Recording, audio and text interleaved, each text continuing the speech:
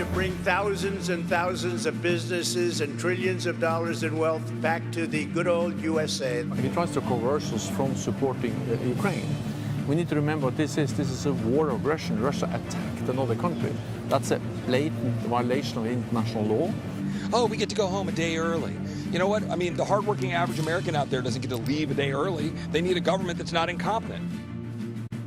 Hi, I'm Scott McFarland, CBS News, Washington. Welcome to America Decides. With 42 days until the election, former President Donald Trump was in Savannah, Georgia today, outlining his plan to lower taxes for American businesses. Governor Tim Walz was stumping for Vice President Kamala Harris today at a campaign event in St. Paul, Minnesota. Harris is back on the trail in Pittsburgh tomorrow, and CBS News has learned she's considering a trip to the southern border on Friday. Also today, President Biden delivers his final speech to the United Nations General Assembly, addressing the conflicts in the Middle East and Ukraine. Putin's war has failed, and at his core aim. He set out to destroy Ukraine, but Ukraine is still free.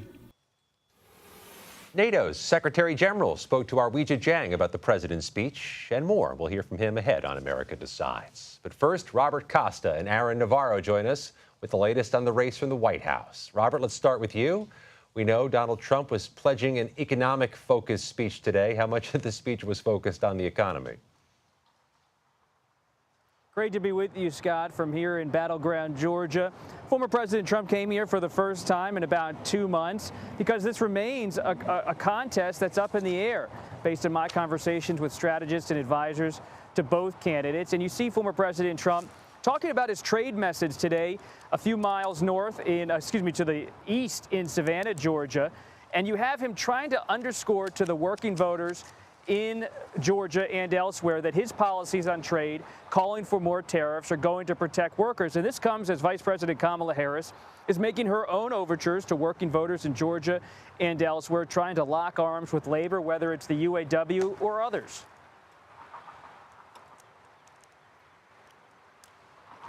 Well, if he's pledging to stay focused on issues, if his campaign wants him to stay focused on issues, Bob, how focused did he seem today? Did he deviate? Did he dovetail into other topics?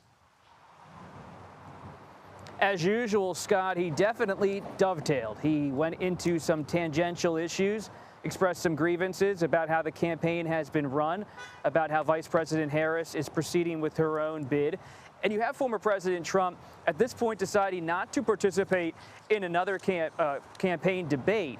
And that has led to this crossroads in this race where there's really no other juncture on the horizon that's going to bring Harris and Trump together. And so Trump, I'm told by some of his confidants, is trying to reset his campaign in a way by going into this final stretch, by going back to the core issues of the economy, immigration, and trade, and casting himself as the outside candidate. And there's a belief in Trump's inner circle that if he's just himself on the trail, and as you say, he's going to sometimes talk about the economy, but sometimes talk about political attacks against Vice President Harris, that if Trump is just Trump, he can maybe find that sweet spot politically just like he did in October 2016. But there are skeptics in the Republican Party. They want to see Trump focus on Harris, focus on the economy, not talk about her in any sort of personal way. Aaron, let's switch over to you. You're covering a Republicans for Harris Walz event in Pennsylvania today. What are you hearing at the event? What are the voters saying about it? Yeah, Scott, good to be with you. I am just across the street from the building that hosted the event where a slate of never-Trumpers, former Congress members Barbara Comstock, Jim Greenwood, as well as Joe Walsh, who primaried Trump in 2020, talked and laid out the stakes to these moderate Republican and some Democrats I've found in the room, voters, about why they think Trump is unfit for office. And I talked to a Republican voter who's voting for Harris and a Republican voter who's still undecided what they think about the Harris campaign making outreaches to Republican voters. Here's what they had to say. This is, like a Republicans for Harris event. What do you make of the Harris campaign trying to be a bit more bipartisan in their approach? I like that if they're genuine about it and listening to both sides and hearing what the people really want. And there's a lot of really important issues out there. You know, I've never been a part of something like this where the opposite parties coming in and saying, yeah, man, we're gonna do a little event for you. We're gonna make you feel welcome. We're gonna hear you out. And I'm really happy that the Harris campaign is reaching out to Republicans like myself. Now, it's still a bit of an uphill battle here in Lancaster County. Biden lost by double digits. On the way here, there were more Trump-Vance signs than Harris wall signs. But the Harris campaign does believe that shaving off the margins in counties like this can help them win the state and rebuild and maybe expand the coalition Biden saw in 2020. And we know she goes to Pittsburgh tomorrow, which has been a focus, at least where her positioning has been over the past few weeks. What is she set to talk about with these economic proposals she's pledging? Yeah, she's been in Pennsylvania maybe once a week the past month. In Pittsburgh, she's expected to lay out more of her economic plans. Now, so far, we have heard her plans for affordable housing, small businesses, as well as a child tax credit, expanding that. But further details on what she would do to lower grocery prices is something that voters want to hear more about, and we're expected to get more expansive details tomorrow in Pittsburgh. Aaron, can you give us a sense of how saturated the airwaves are in that part of Pennsylvania, or any part of Pennsylvania you've been in the last few weeks? It's either a Harris ad, a Trump ad, a McCormick ad, or a Casey ad. And that's been the case since about a month and a half ago when I was tracking Governor Josh Shapiro as he was a potential running mate for Harris. So certainly the airwaves are littered with campaign ads because they know this is a crucial state for both camps to win this November. Yeah, I was talking with the operator of a radio station in Carlisle, Pennsylvania, who says if we had more airtime to give, we'd be able to sell it in a minute. Bob, let me go back to you. We know that there's reporting Vice President Harris is considering a trip to the southern border as early as Friday. What does that say to you, and how is she navigating this issue of border security? She knows, based on my conversations with her allies, that former President Trump is going to have this drumbeat on immigration and border security between now and Election Day. And by going down to the border, it gives her an opportunity to counter Trump's messaging, because she might not have that opportunity on a debate stage in the coming weeks. So you see her trying to take this issue head on, because she also knows, I'm told, that on social media, Republicans and Trump allies are constantly referring to her as the border czar. Democrats always say she was asked by President Biden to work on root causes of migration to the United States, but that specificity does not always come across in social media posts by some Republicans. And she knows, though, that that message from GOP critics persists. And so by going to the border, she's trying to come to the issue of the border and immigration on her own terms in this closing stretch. And it is something that some Democrats feel there's a vulnerability on politically, even if they feel the facts are in their favor or her arguments are fine, that they want to make sure that Trump isn't out there each and every day on his own terms defining the race on that front. Robert Costas in Georgia, Aaron Navarro in Lancaster, Pennsylvania, which all three of us know is just beautiful this time of year. Good reporting, both of you. Thank you very much. And this quick programming note, you can join us here on CBS News 24/7 early on October 1st, 4 p.m. Eastern, for our special vice presidential debate edition of America Decides. That is live in New York City before CBS News moderates the debate and brings you coverage all night long. Our main focus is Ukraine and to mobilize support to Ukraine. Coming up, we speak to NATO's Secretary General as world leaders gather in New York for the United Nations General Assembly. You are streaming America Decides.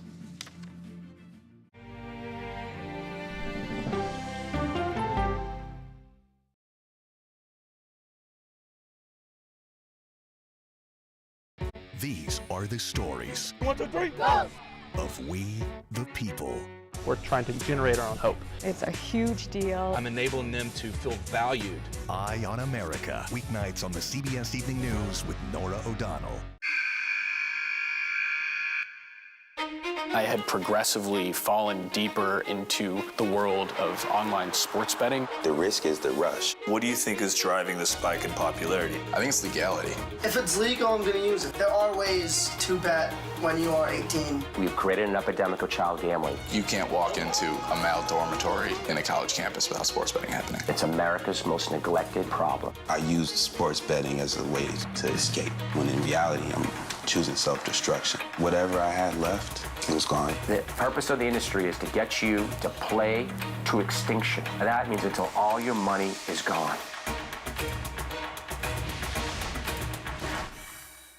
Go to the ends of the earth. Reach for the stars. Yeah, I just took off. That kind of thing. Oh, that's pretty good. Because there's always something new under the sun on CBS Sunday morning. America Decides is your place for fact-based, unbiased reporting. At the White House, at the Capitol, on the campaign trail. What do you say to those in your party? Any cracks in the Republican Party? Our reporters and our anchors travel the country talking to voters like you about the issues that matter most. Immigration is really a factor right now that are going to be driving your decisions. What would you say to those who say, look, that's just democracy at work? Listening to you and bringing your voice into our coverage. I want a strong, proud America. Is democracy on the ballot in 2024? Let us help you decide. America Decides. Stream our expanded one-hour program Monday through Thursday at 5 p.m. Eastern. Exclusively on CBS News 24/7, the streaming home of CBS News.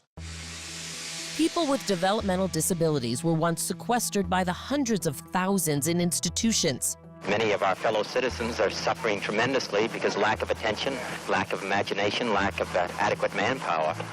Disability activists have since torn down barriers blocking them from living at home or in the community. We conclude that Title II of the ADA requires states to provide community-based treatment for persons with mental disabilities. But of the 16,000 people who remain in state-operated institutions, half are in 5 states, and Illinois is one of them.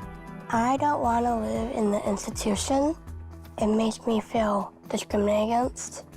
Do you think there are people living in institutions in Illinois that don't need to be living there? Yeah, because they're proving it as soon as they get out.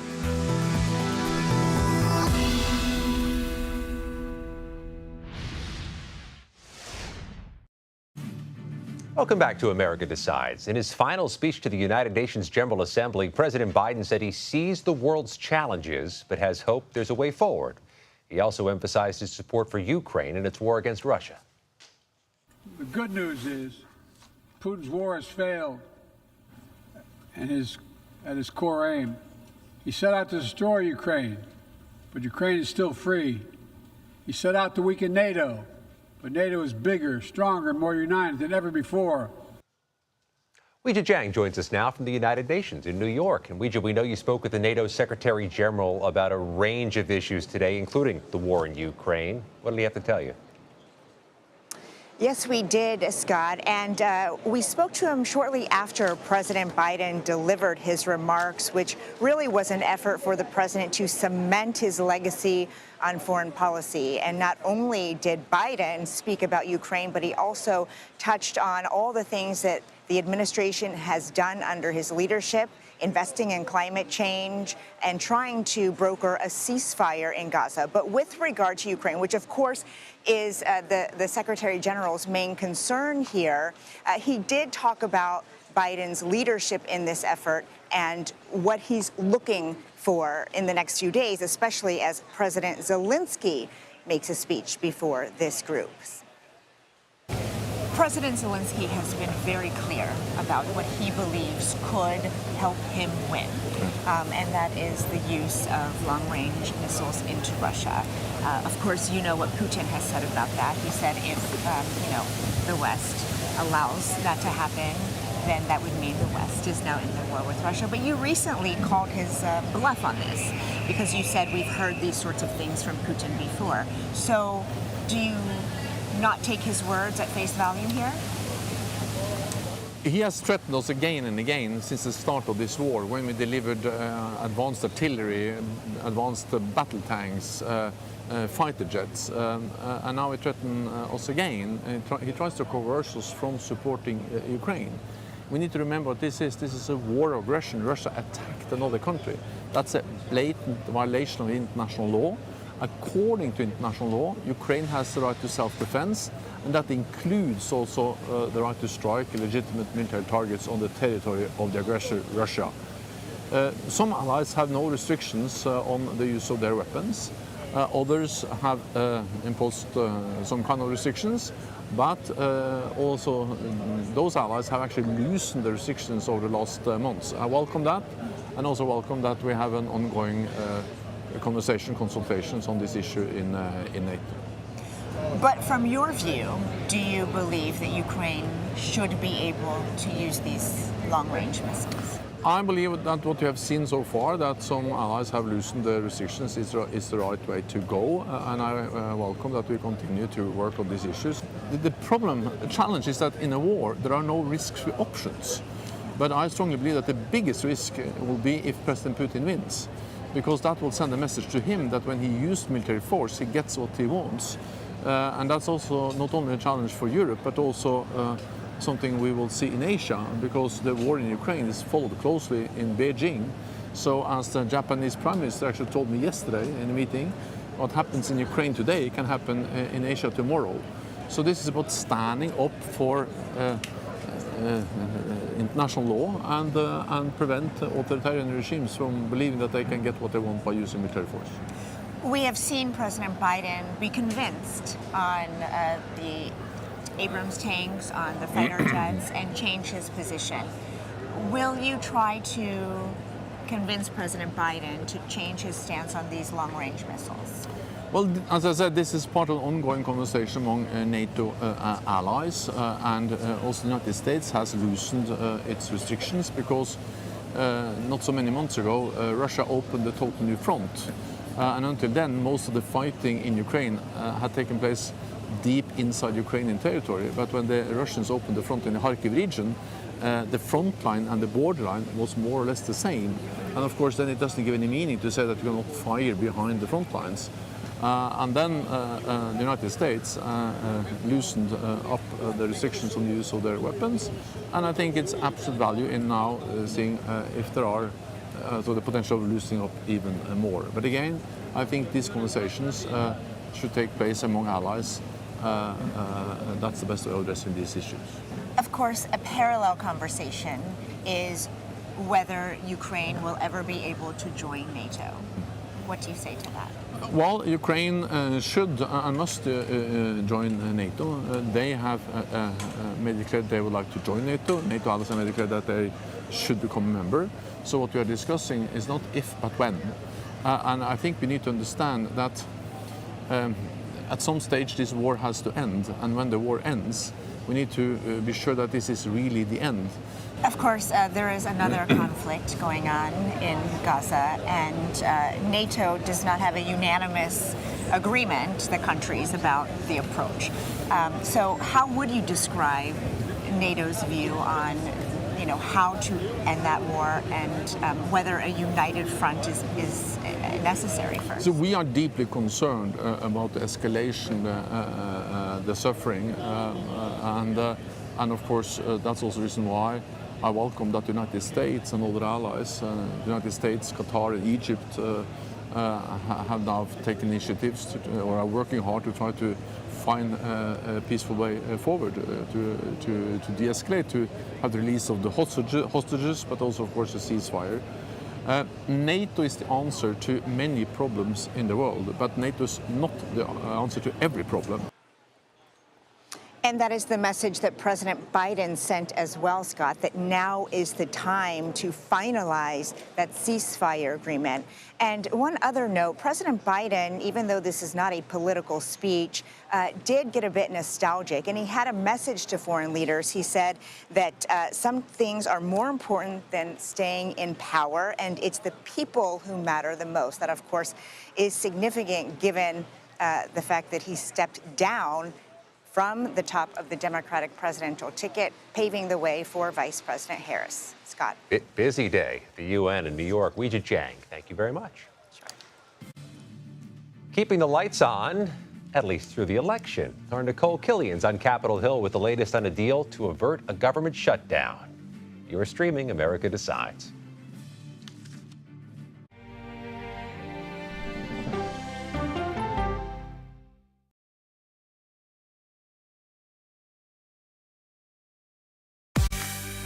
On our places, bright, shiny faces. When you wake up in the morning, we want to be your go-to team. Nate has one of the quickest minds I've ever seen. Tony has a way of making people feel comfortable. Gail has this unbelievable knack to ask the question that you're asking at home. I've been told I could talk to a tree, and that's pretty much true. I don't go to work in the morning. I go for coffee with my two good friends, and we talk about the world. Your morning routine just got better. CBS Mornings, weekdays at 7. It didn't seem like anything could happen, because nothing ever happens in East Palestine, but it did. Authorities released toxic fumes from 5 derailed train cars. Resident, please evacuate. Acute bronchitis due to chemical fumes. Did you ever have these problems before the derailment? No, ma'am. This neighborhood's not safe no more. We can assure the community that there's not vinyl chloride entering their communities. Then why are there so many people feeling these various symptoms of bloody noses or difficulty breathing, bronchitis? That's a hard question to answer. We're talking about one of the most blatant releases of a mixture of some of the most toxic chemicals that we've seen in America. I feel like now I have a duty to warn other communities. If my daughter has to watch me die of cancer, at least it saves someone else.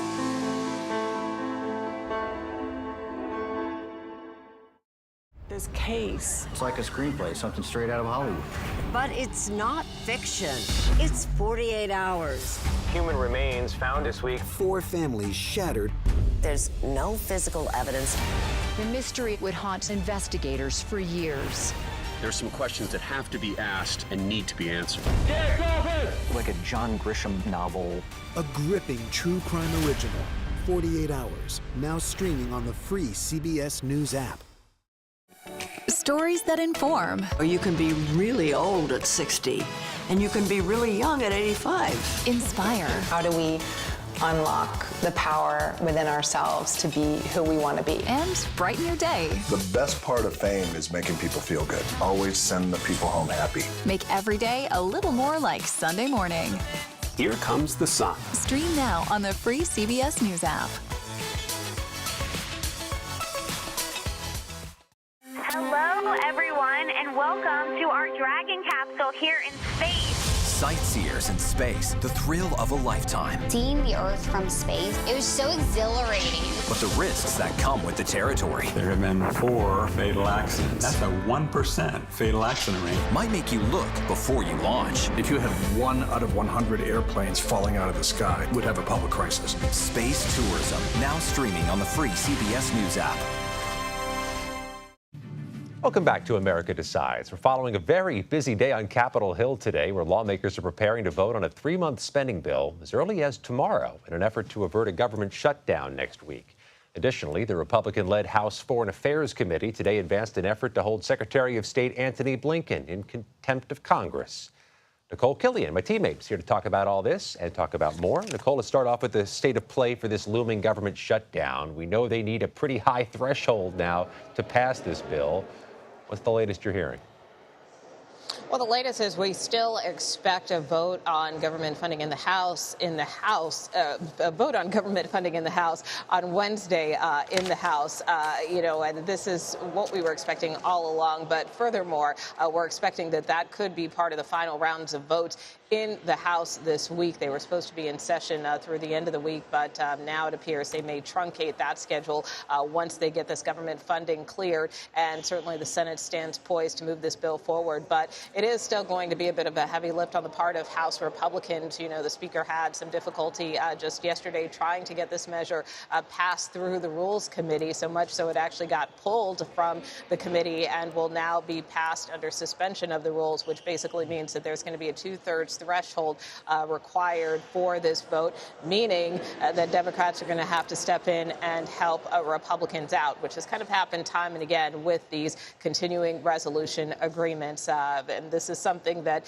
many rank-and-file Republicans aren't necessarily too thrilled about, particularly those further on the right who feel that the Speaker time and again keeps kind of bending to Democratic demands. But on the same token, there's certainly the general consensus that no one really wants a shutdown right now, right before the presidential election, considering this is the last week that Congress will be in session. Yeah, so potentially pushing the bigger battle till December 20th before the Congress ends and before the new president takes over. So let's turn to Antony Blinken. On what basis are House lawmakers recommending this contempt of Congress finding?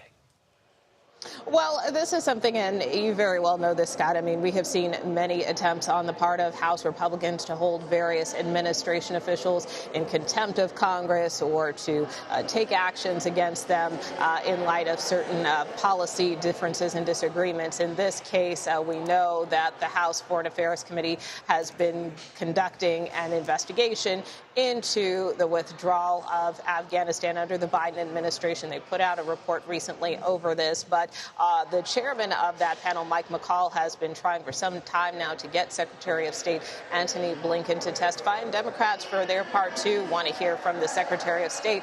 However, the invitation that was extended to him, and it wasn't an invitation, it was a subpoena for him to appear today, obviously is in conflict with what you heard our colleague Wei Zhisheng talk about, which is the UN General Assembly, which is where the Secretary of State is right now with President Biden. So for that reason, he could not be at today's hearing. And so that is why the panel moved forward with these contempt proceedings. And the Speaker also told reporters earlier today that certainly if this continues to advance, that it may be something that they take up within the lame duck session. But the Secretary, for his part, said, look, I tried to reach out to the committee personally. I tried to reach out to the chairman personally to try to reschedule, to try to find another date. The panel and the chairman, Mike McCall, on the other hand, feel that Blinken has been stonewalling them. Democrats on the committee are furious over all of this. They just feel that this process has really been politicized and is completely unnecessary. Let's pivot over to the Senate and the presidential race. Vice President Harris today said she supports eliminating the Senate filibuster so that Roe versus Wade can be codified into federal law. We've got a question about that, but first let's hear from the vice president. I've been very clear. I think we should eliminate the filibuster for Roe, and we need and get us to the point where 51 votes would be what we need to actually put back in law the protections for reproductive freedom. Nicole, she didn't just say that. She said that to a targeted audience in a battleground state. What are some of the lawmakers saying on the Hill in reaction to that? Yeah, well, clearly not the target audience in the sense that many lawmakers disagree with her, including some of her former Democratic colleagues. You know, we certainly have seen some of the more independent lawmakers like Senator Kirsten Sinema, for instance, come out saying that this is short-sighted. She has been a staunch defender of using the filibuster and keeping that in place. As you see there, you know, she calls it an absolutely terrible and short-sighted idea. Also, Joe Manchin was asked about this as well. He says that he doesn't intend to support the vice president in this presidential contest. He, too, someone who is a Democrat who has since now turned independent. So that being said, and of course, Republicans, for their part, many of them completely disagree with the vice president on this one and could likely use this against her. You know, many congressional Republicans paint the vice president as one of the most liberal senators. We have heard that from the former president himself on the campaign trail. So this is likely to be further fodder to add to their campaign arguments on the trail as lawmakers set to recess here this week. At the U.S. Senate with us, Nicole Killian. Thank you very much. You bet. Personal traits over policy. The new CBS News polling that's taking a look at how voters feel about the different candidates' characteristics. You're streaming America Decides.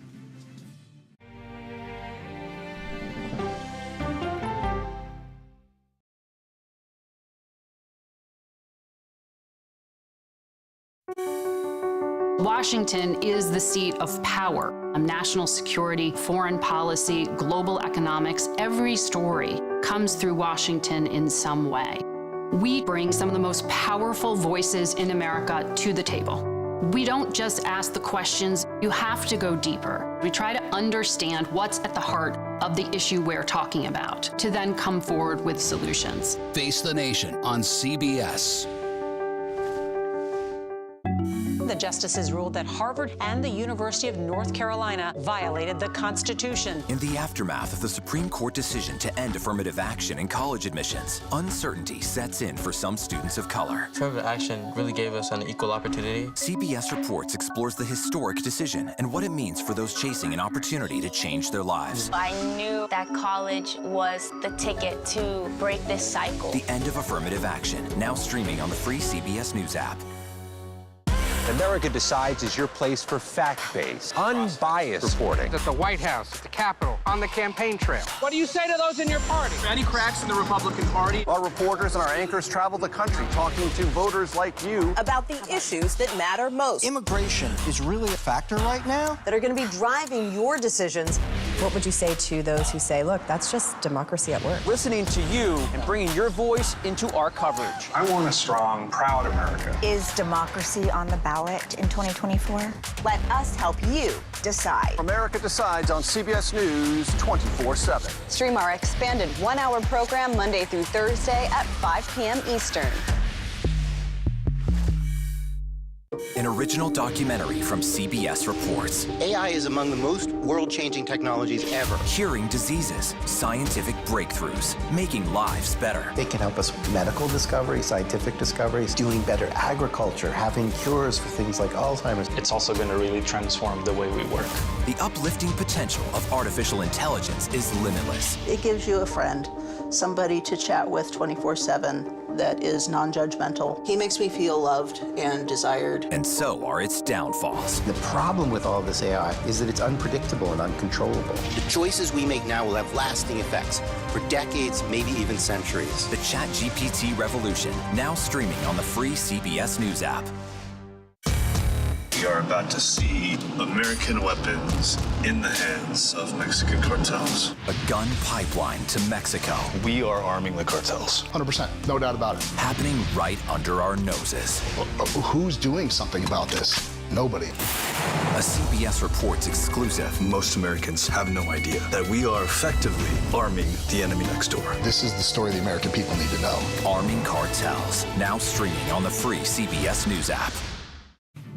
Brand new CBS News polling reveals candidates' personal qualities matter more to Harris supporters than Trump supporters. 72% of Harris supporters say personal qualities are very important to their vote, while only 39% of Trump supporters say so. Let's talk about this some more. Bring in our political panel, Leslie Sanchez and Chuck Rocha. Chuck's a Democratic strategist, was senior advisor to Bernie Sanders' 2020 presidential campaign.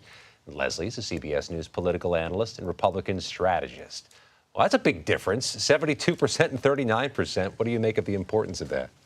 Well, people know who Trump is. You know, they're not trying to select a Valentine. They need a leader of the free world. And I think people would fundamentally understand what they're buying in terms of negotiating that. Harris is still that unknown, that undecided factor. So likability and how they're perceived is going to have a heavier weight, I think, for undecided voters than for Trump. They just, for Republicans, you had a lot of holding their nose and jumping in and supporting him in 2016. You saw consistent with that in 2020. I think Republicans are coming back around. They know he's leader of the party. They're going to support where they need to and fall in line, not in love, as we like to say. But it can make a difference in these tight margins. Can the Harris campaign, can Democrats mechanize that somehow? Is there a way to fight that fight, or is he bulletproof on it? This just in, personal qualities matter to Democrats, and they don't think Donald Trump has any. That's why you see people lining up that way. What we've seen with Donald Trump and motivation for Democrats is Donald Trump. People really love Donald Trump, and they really hate Donald Trump. What we're trying to look at now is what's the difference here to actually for a small group of undecided. As Leslie said, everybody knows Donald Trump.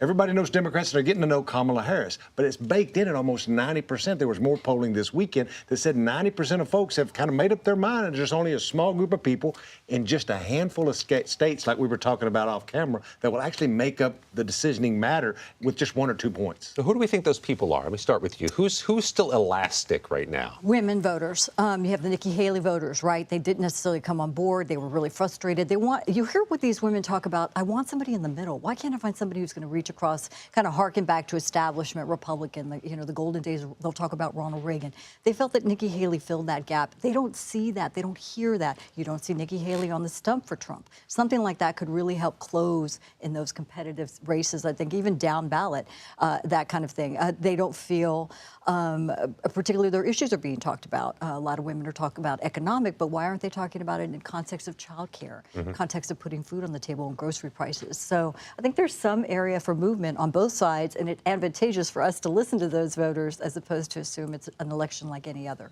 Where do you mind for these people that are maybe persuadable? It comes down to folks that have come of age in the last 4 years.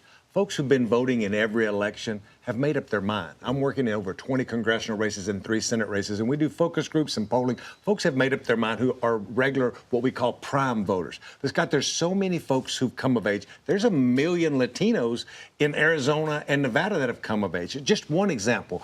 The real question is, do they show up? Not just Latinos, but any young voter that's come of age. This is where the real unknown is. I take you back to 2016 and 2020 for that matter. There's a whole bunch of people who showed up for Donald Trump who no pollster ever polled because they were new voters. As Democrats try to wrest the border security issue away from Republicans, they did so successfully in a special U.S. House race in February in New York. There seems to be, in a sense, the vice president's going to try to do that with a border visit Friday. How would you counsel your candidates to try to take that issue back from Republicans? Let me tell you how I counsel them right now. There's a reason why Ruben Gallego is 15 points ahead of Trump or even Kerry Lake in Arizona, because he's a Marine, he's a father, and he's saying we can be a nation of immigrants and a nation of laws all at the same time. And I think if you look at where they're spending their money, is much more important than a border visit, but I think the border visit is very important. Tell me where your money's being spent to tell folks that you want a secure border and a fair immigration system. I think and the counter to that, why it's really tough, is you've had 3.5 years to do that. Ruben Gallego is an outstanding candidate, I'll give you that, but he's also come from a military law enforcement type background. Those types of candidates, whether they're Republican or Democrat, tend to do really well on the border enforcement because they earn the voters' trust. They say, if we're going to close the border, I'm going to handle the issue. People give them faith that they're going to do that. You never saw that faith was given to Harris early on in the administration, and she never really respected the voter to go and do the task, and I think that's why it's tough. Let me bring it back to this issue of likability or personality being important. What does that say to you about a female candidacy? There's got to be some dynamic that is unique here. I'm so glad you asked. I wrote a book about it called You've Come a Long Way, Maybe, that talked about challenges particularly women candidates have in this case. I think if you look at the case of Hillary Clinton in a contrast to that, somebody who was, again, very well known, had very high negatives. Harris being an anomaly because she doesn't have, there's so many that really don't want to know her. They're giving her the benefit of the doubt. I will argue that. And it's an advantageous overall, but likability matters. You can go back to Kennedy and Nixon and the first debate, the charisma and style of a JFK really cemented that win. Even Trump against Hillary Clinton, the high negatives against a polarizing figure, but people respected and felt he was relatable. Presidential campaigns are very different from your local congressional race. I've been running campaigns for 34 years, going back to Ann Richards. That's how old I am in Texas. Presidential campaigns are about likability and trust. Donald Trump got hired in 26 because people were tired of what they were feeling. Joe Biden got elected because they trusted him not to be Donald Trump. It was a COVID year. This presidential election is about who you trust and who you like. 70, 80% of folks have already made up their mind. When it comes down to it, it's not a deep dive on policy around the presidentials. It's around who you trust and who you like. We have just a moment left. I want to get to one more thing. Ohio's Republican Senate candidate had some controversial remarks about abortion. Let me play that clip and ask you a question about it. There's a lot of suburban women. A lot of suburban women that are like, listen, abortion's it. If I can't have an abortion in this country whenever I want, I will vote for anybody else. Okay, a little crazy, by the way, but especially for women that are like past 50. Bernie Moreno got some criticism that he is playing into Democrats' hands by characterizing the abortion issue that way. What do you make of it? It's well-deserved. I mean, I don't think you're going to talk to women rationally and reasonably and think that. Women have sisters, daughters, friends. They're concerned about their own family. This is an issue that extends beyond one generation to multiple generations in their household, and I think that it deserves the respect on both sides of the aisle to talk about it intelligently. Look, there's something to be said about the scorn of an angry woman. And as an old Mexican from East Texas who's just been newly married for 38 days, I promise you, it took me that long to realize you don't mess with women or what women's rights are or anything that has to do with them. It's got nothing for a hairy-legged old man like me to have any part of. 38 days going good so far? So far, I can't believe it. So wonderful. Congratulations, by the way, Chuck. Thank you. I appreciate it. Leslie, Chuck, thank you both. And thanks for your time. Bitcoin, burgers, and bros. What former President Donald Trump is doing to reach this historically unreliable young male vote at the ballot box. You're streaming America Decides.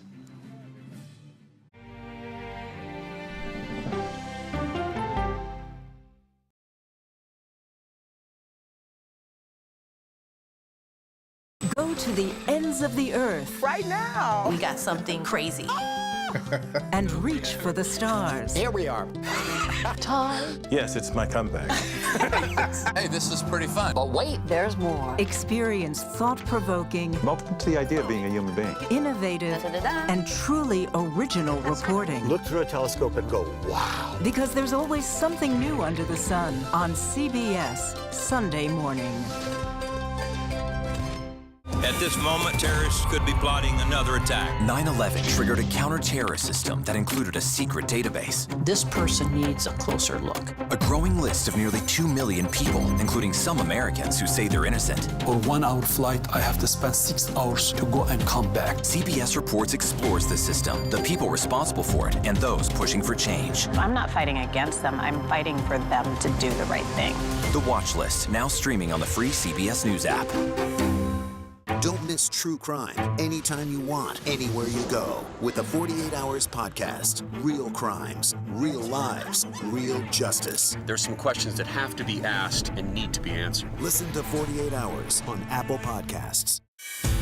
An original documentary from CBS Reports. Imagine yourself in Manhattan with no police, no army, no mayor. The people of Haiti stare down poverty, corruption, natural disasters, and violence. 90% of the guns that are used by gangs in Haiti are American guns. But with an unbreakable spirit and eternal optimism. There are days where I cry, but we can't be discouraged. We still believe in Haiti. They're still able to look ahead with hope. Haiti is on the brink of transformation, a radical shift. Haitians are coming together and saying things must change. Fighting for Haiti, now streaming on the free CBS News app. Hey there, welcome to The Uplift. I thought she was a groom, and I stepped back and I went, oh, you're the queen. She's gonna be with me every instant that I'm alive. I just wanted to see if you'd go to Disneyland with me today. I look over at him and he's smiling. I'm gonna remember that the rest of my life. They told us when he was gonna be born, he was only gonna live for 30 minutes. It's really a miracle that he's with us today. The Uplift, stream now on the free CBS News app.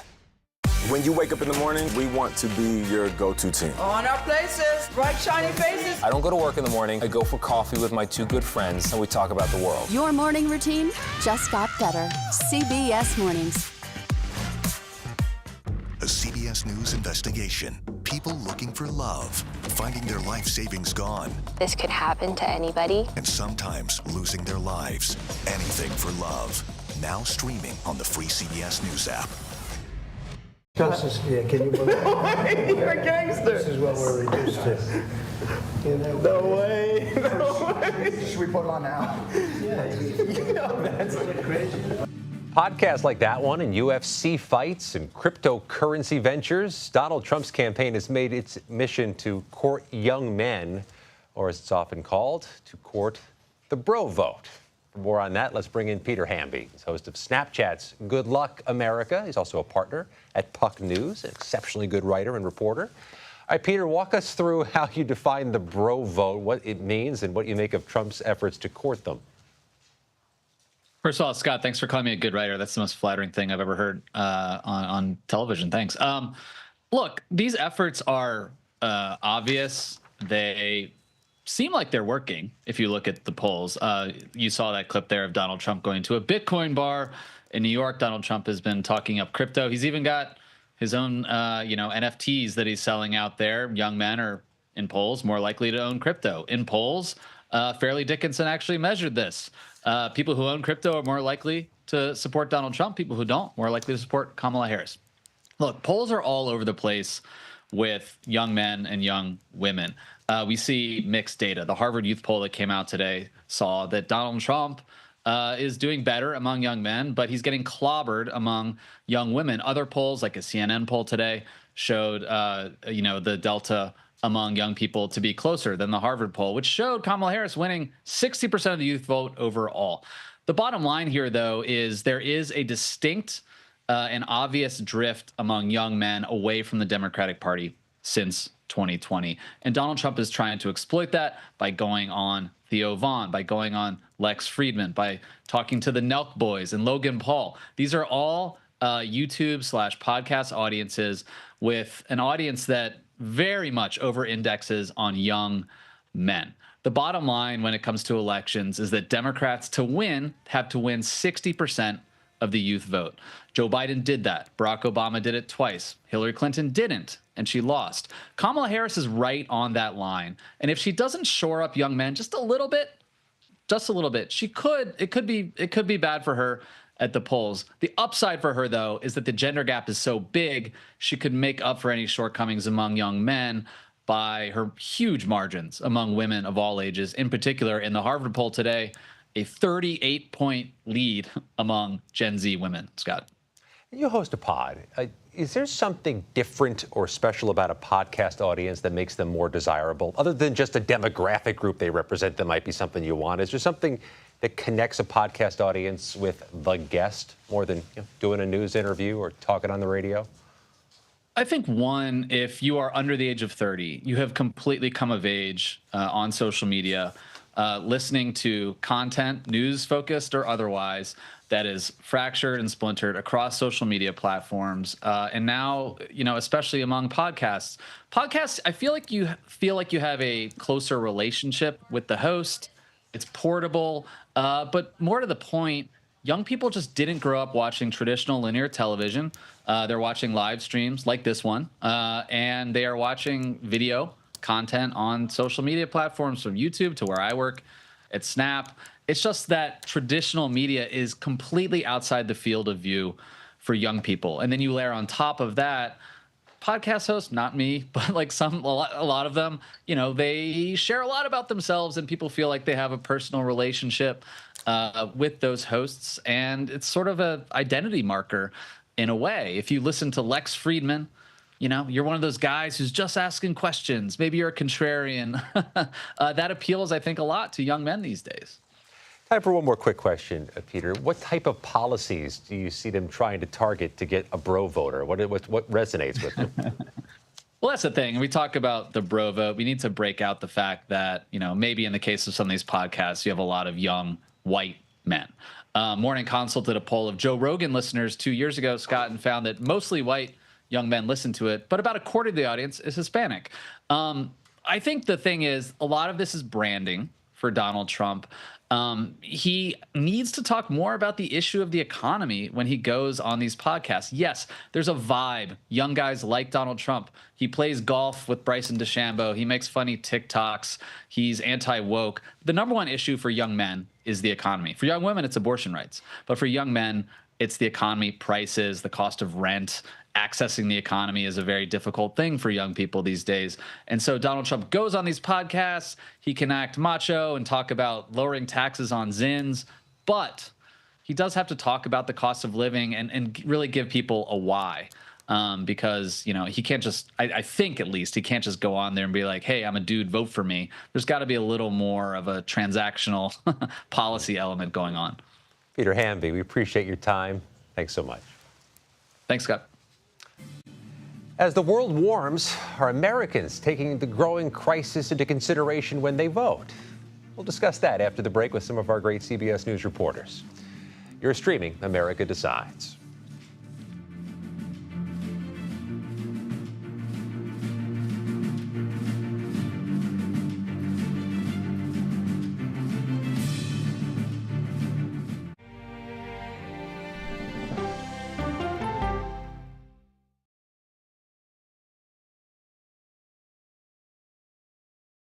These are the stories 1, 2, 3, go!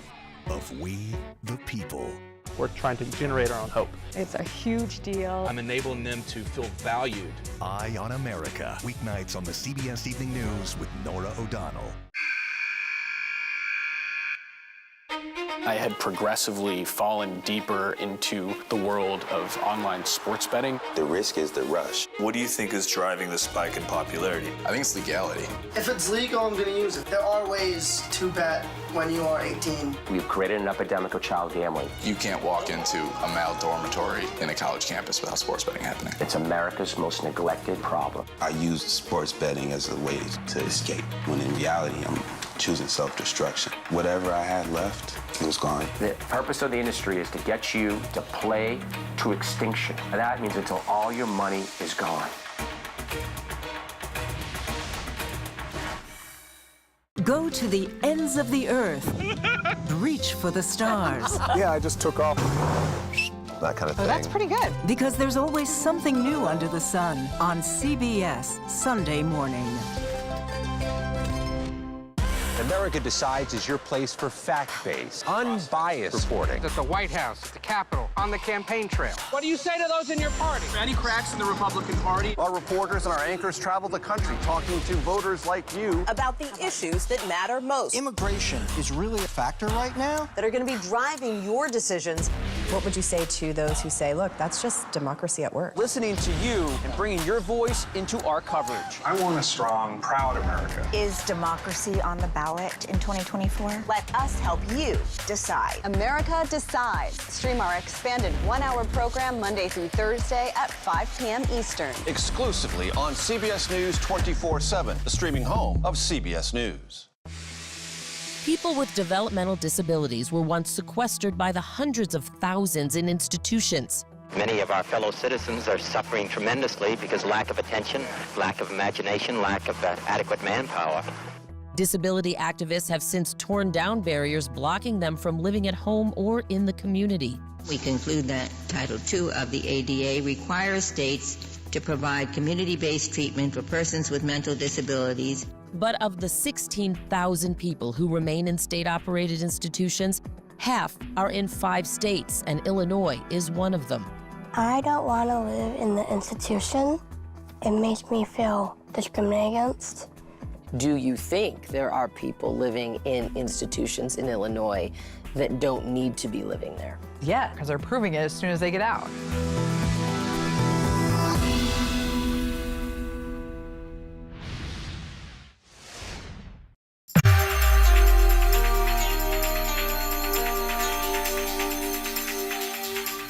One of the main points of discussion for world leaders meeting at this week's UN General Assembly is climate change. Data shows 2024 is on track to be the hottest year on record. And ahead of the election, CBS News is investigating how climate change may or may not influence voters as they cast their ballots.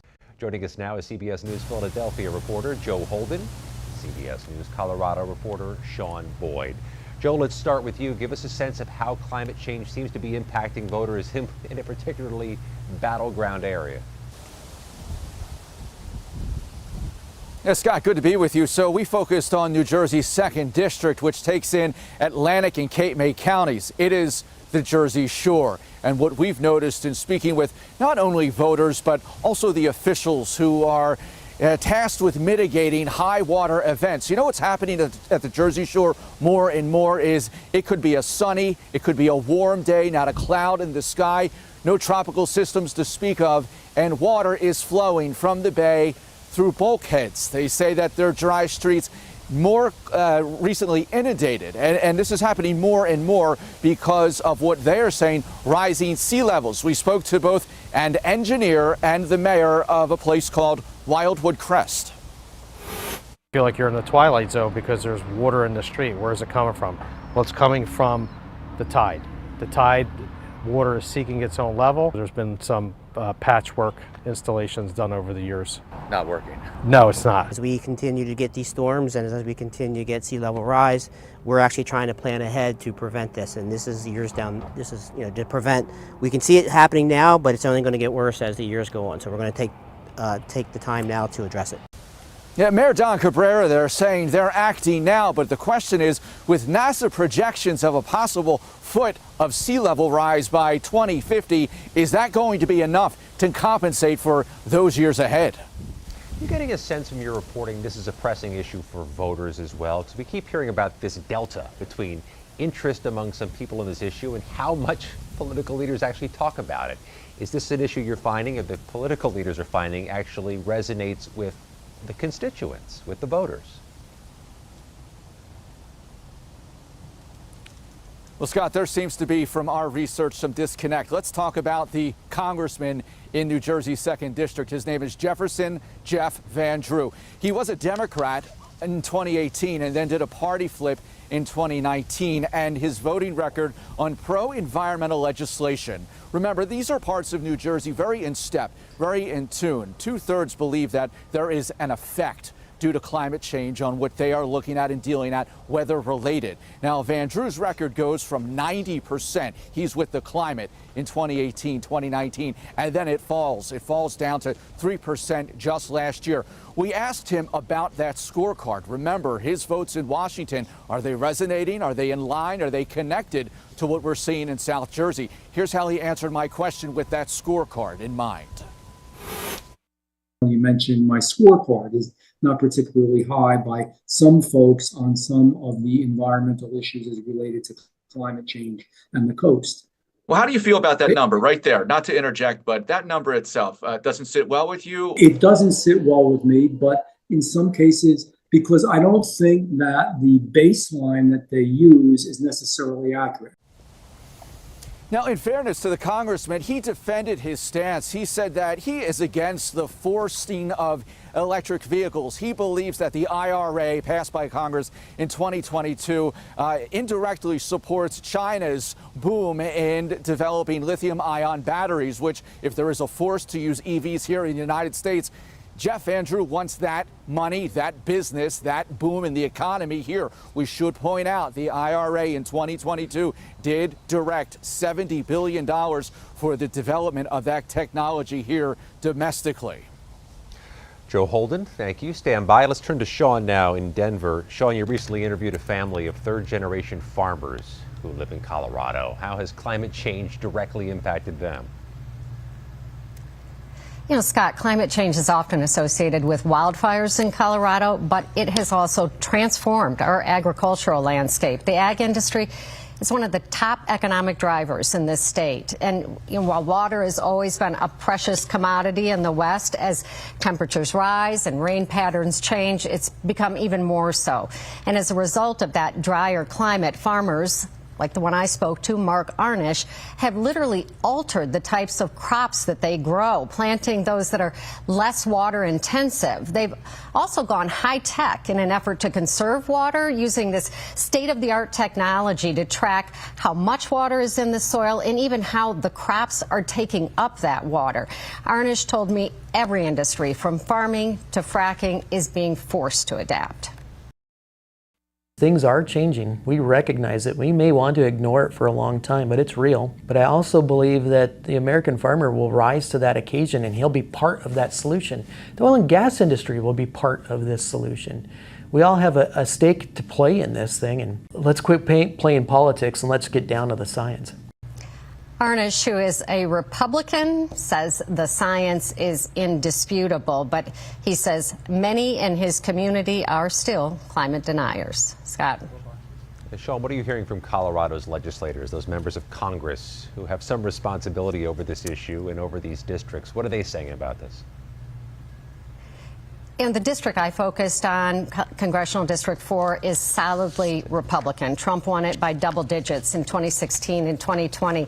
And the voters there haven't sent a Democrat to Congress for 16 years. It's why Congresswoman Lauren Boebert, who barely won re-election in 2022, switched to this district when incumbent Ken Buck retired. And Boebert is a climate denier, and one of the things her new district has in common with her old district is a big oil and gas presence. Her record has been one of supporting fossil fuels and opposing any action on climate change. Still, Mark Arnish, that farmer that I talked to, said while he's a climate believer, he will likely vote for Boebert because climate is not his top issue. And he thinks Boebert will be more supportive when it comes to farm policies. Also, while half the jobs in Colorado are now green energy jobs, oil and gas still employs many of Arnish's neighbors and provides a lot of tax revenue in this district. Sean Boyd, Joe Holden. Good work, both of you. Thank you very much. Now to Capitol Hill, where a statue of Johnny Cash has been unveiled at the U.S. Capitol. Earlier today, the man in black became the second public figure to represent Arkansas in Statuary Hall. Here's House Minority Leader Hakeem Jeffries on why Johnny Cash was chosen for this honor. Few artists have done more to live out the prophecy of John Adams than Johnny Cash. Throughout his life, he created a catalog of profoundly powerful works that cannot be ascribed to a single genre. Members of the Cash family were there for the unveiling. The singer is shown holding a Bible in his hand and a guitar on his back. That does it for today. We're back with another edition of America Decides tomorrow at 5 p.m. Eastern. The Daily Report with John Dickerson starts right now.